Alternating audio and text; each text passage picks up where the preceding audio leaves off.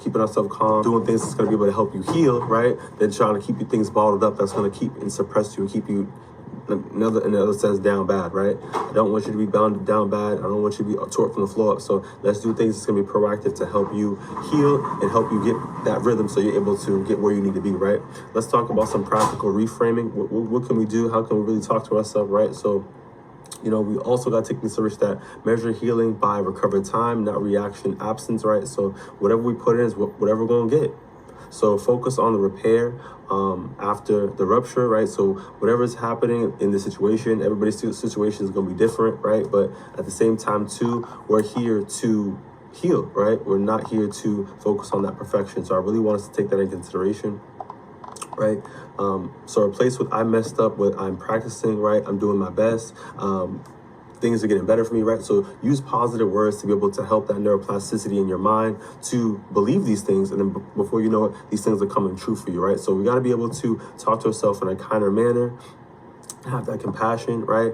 And acceptance of ourselves, right? Whatever the situation is, to be able to heal, right? So healing isn't about never getting triggered. It's about responding differently over periods of time, right? So we're adjusting our behaviors. We're loosening our ways. We're taking the weight off our back, our shoulders, right? And getting that uncomfortable twisting feeling in our stomachs, right? And having those, you know, having peace, right? So I really want to take that into consideration, that this is a process, not something that we got to look at it as perfection, right?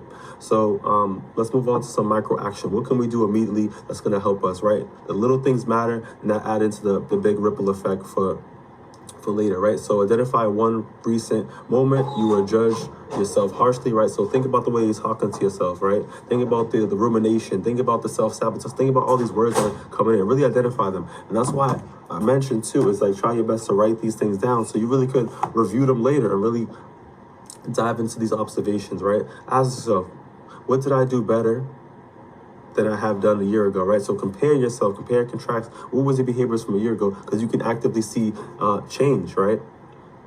And when you're intuitive.